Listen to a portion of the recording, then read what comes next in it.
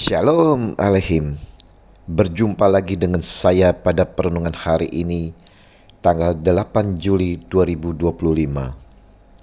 Saudara, di pagi yang cerah ini, marilah kita mengucap syukur di dalam doa kepada Tuhan Allah kita yang selalu memberkati kita. Dan juga jangan lupa, berilah senyuman dan sapaan kepada sesama kita. Kita awali perenungan pagi hari ini dengan tanda kemenangan kita, dalam nama Bapa dan Putra dan Roh Kudus. Amin. Hati yang penuh belas kasih. Bacaan liturgi hari ini diambil dari kitab Kejadian 32 ayat 22 sampai dengan 32 dan Injil Matius 9 ayat 32 sampai dengan 38. Saudara-saudaraku yang terkasih di dalam kasih Kristus, kalau kita perhatikan saudara, setiap pelayanan Sang Baginda kita, Yesus Tuhan, Dia selalu mengulurkan tangannya dengan kasih karena tergerak oleh belas kasih. Belas kasih yang sungguh dari hati akan menghibur dan membawa perubahan dari seseorang. Yesus selalu tergerak oleh belas kasih terhadap orang banyak yang lelah dan telantar seperti domba yang tidak bergembala. Maka Yesus bersabda, "Marilah kepadaku semua yang letih lesu dan berbeban berat, aku akan memberi kelegaan kepadamu."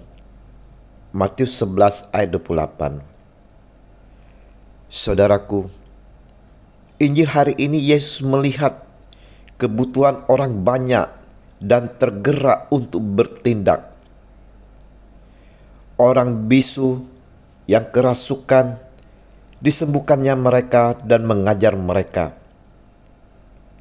Heranlah orang banyak, katanya, yang demikian belum pernah dilihat orang Israel. Matius 9 ayat 33. Tetapi orang Farisi yang iri berkata, "Dengan kuasa penghulu setan ia mengusir setan." Matius 9 ayat 34. Saudara-saudaraku yang terkasih, mereka menuduh Yesus mengusir setan dengan kuasa Beelzebul, penghulu setan, bukan dengan kuasa Allah. Peristiwa ini menyoroti adanya penolakan dan prasangka terhadap kuasa Yesus, bahkan ketika mereka menyaksikan sendiri mukjizat yang jelas. Orang Farisi lebih memilih untuk percaya bahwa Yesus menggunakan kekuatan jahat daripada mengakui kuasa Allah yang bekerja melaluinya. Ini menunjukkan saudara betapa kuatnya prasangka dan kesombongan rohani yang biasa menghalangi seseorang untuk melihat kebenaran. Di sini kita diingatkan untuk memiliki hati yang terbuka terhadap karya Roh Kudus dan kebenaran firman Tuhan. Jangan sampai hati kita tertutup oleh prasangka-prasangka atau pandangan yang salah, saudara, sehingga kita kehilangan kesempatan untuk mengalami kuasa Allah yang ajaib. Injil hari ini juga menyadari bahwa tuaian memang banyak tetapi pekerja sedikit, dan mengajak murid-muridnya untuk berdoa agar Tuhan mengirimkan pekerja untuk tuaian itu. Pagi hari ini saudara-saudaraku yang terkasih, mau mengingatkan kepada kita sekalian, kita semua ini dipanggil untuk melayani. Disampaikan oleh Yesus Tuhan kita, tuaian memang banyak tetapi pekerja sedikit. Karena itu, mintalah kepada Tuhan yang mempunyai tuaian supaya ia mengirimkan pekerja-pekerja untuk tuaian itu. Matius 9 ayat 37 sampai dengan 38. Ini saudara merupakan panggilan kita semua untuk berdoa agar Tuhan mengirimkan pekerja ke ladangnya. Kita diajak untuk terlibat dalam pelayanan, baik dalam doa maupun tindakan nyata untuk menjangkau mereka yang membutuhkan.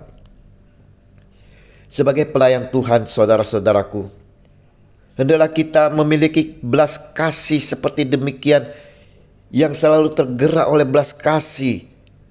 Setiap pelayanan yang kita layani seperti halnya Yesus sendiri di dalam pelayanannya.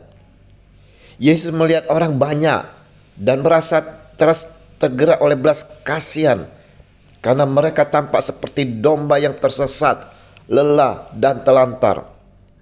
Ini menunjukkan saudara-saudaraku kedalaman kasih dan perhatian Yesus terhadap penderitaan manusia. Demikianlah hendaknya kita sebagai pelayan.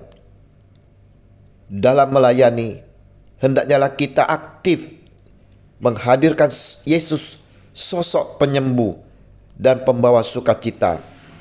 Meskipun saudara ada penolakan dan kritik dari beberapa orang seperti orang-orang Farisi, kita tetap fokus pada misi pelayanan kita untuk membawa pemulihan dan keselamatan bagi semua orang. Mari saudara-saudaraku yang terkasih, kita mau menjadi serupa Kristus yang memiliki kerendahan hati, selalu tergerak oleh belas kasih untuk mengulurkan tangan. Ingat, kita harus terlibat aktif dalam pelayanan. Kita harus dapat bertanya pada diri sendiri, bagaimana kita bisa menjadi pekerja di ladang Tuhan sesuai dengan panggilan dan talenta yang telah diberikan kepada Tuhan. Sudahkah kita memiliki hati yang berbelas kasihan seperti Yesus dan mau untuk terlibat dalam aktif di dalam pelayanannya? Kita semua saudara-saudara diajak untuk berdoa bagi panggilan di gereja dan juga berkontribusi dalam pelayanan sesuai dengan kemampuan kita masing-masing. Marilah kita mau ikut terlibat di dalam pelayanan ini.